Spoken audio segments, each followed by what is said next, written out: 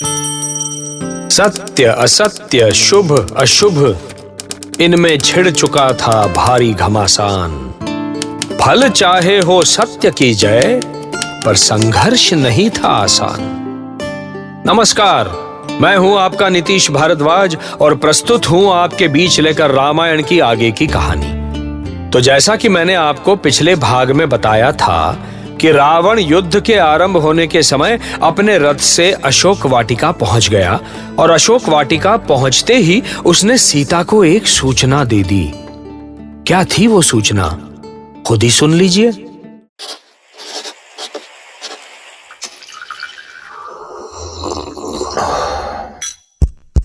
Fever stories. सीते, आज तेरी भी प्रतीक्षा समाप्त हुई और मेरी भी। अपनी मुक्ति के लिए तू इतने दिनों से जिसकी प्रतीक्षा कर रही थी, वो जाने किस मद में चूर होकर दशानन की लंका पर आक्रमण करने चला आया था। तेरा पति नहीं जानता था कि वो एक विशाल चट्टान से टकराने जा रहा है। उस मूर्ख को नहीं पता था कि लंकापति रावण ही उसकी मृत्यु बनने वाला है। मुझे कुछ मत बताओ लंकेश, जाओ और मुझे अकेला छोड़ दो। हमने उसका वध कर दिया है सीते। दशानन के हाथों मारा गया तुम्हारा अभिमान। नहीं, नहीं, अब मेरा भी वध कर दे पापी लंकेश। मुझे भी पहुंचा दे मेरे स्वामी के पास। मेरे पास तेरे लिए मृत्यु नहीं, जीवन का सुख है। लंका की स्वामिनी बनकर हमारे विशाल साम्राज्य का सुख भोगो। सुन रावण, यदि सचमुच तुमने मेरे पति का वध किया है तो उनका सर मुझे ला कर दे। मैं आत्मदाह से पहले उनके दर्शन करूंगी। पता नहीं किस मिट्टी की बनी है ये स्त्री। ऐसी स्त्री तो मैंने कभी नहीं देखी। तुम शांत क्यों हो गए दशानन?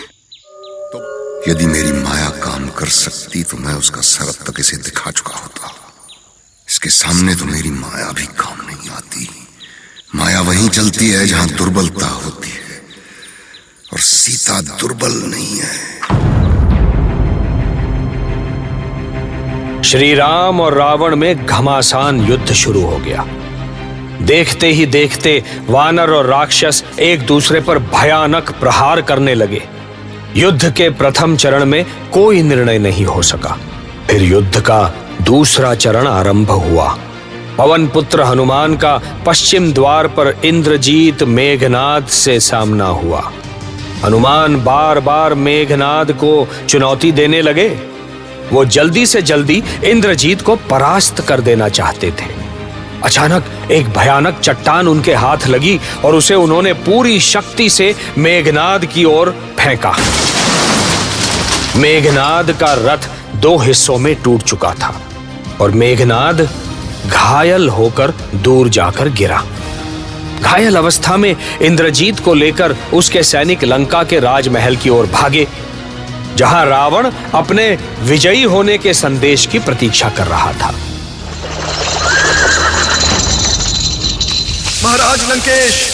महाराज लंकेश, अनर्थ हो गया महाराज। युवराज इंद्रजीत घायल हो गए हैं। किसने घायल किया मेरे इंद्रजीत को? किसने आमंत्रित किया अपनी मृत्यु को? किसने? पुत्र मेघनाद, उठो पुत्र मेघनाद, तुम्हें कुछ नहीं होगा पुत्र। इधर देखो, इधर देखो, कुछ नहीं हो सकता तुम्हें। युवराज अचेत है महाराज। नहीं नहीं, उठो इंद्रजीत, उठो, उठो इंद्रजीत, उठो। बस कीजिए महाराज, बस कीजिए। आपकी मति मारी गई है। मेरे पुत्र को युद्ध की अग्नि में झोंककर आप अभी प्रलाप ही कर रहे हैं। मंदोदरी सर्वथा उचित कह रही है दशानन। चुप रहिए नाना मलेवान, मेरे पुत्र को इस तरह दुर्बल मत बनाइए। अच्छा होगा आप यहां से चले जाएं।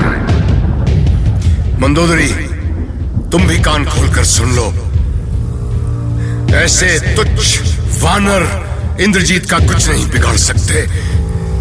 उठो पुत्र, उठो, उठो मेघनाद, उठो।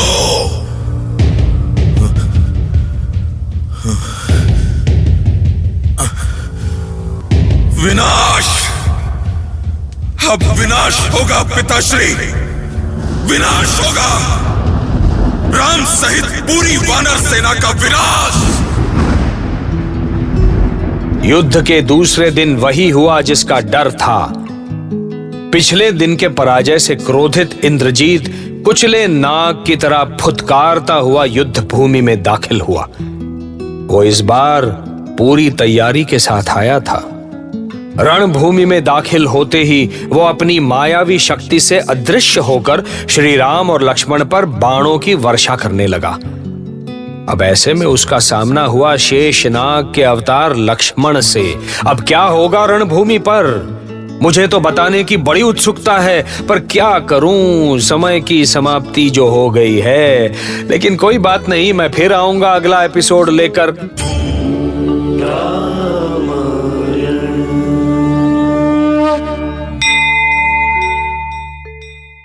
ऐसी और कहानियाँ सुनने के लिए सब्सक्राइब करिए फीवर स्टोरीज, कहानियाँ ऐसी जो दिखाई दें।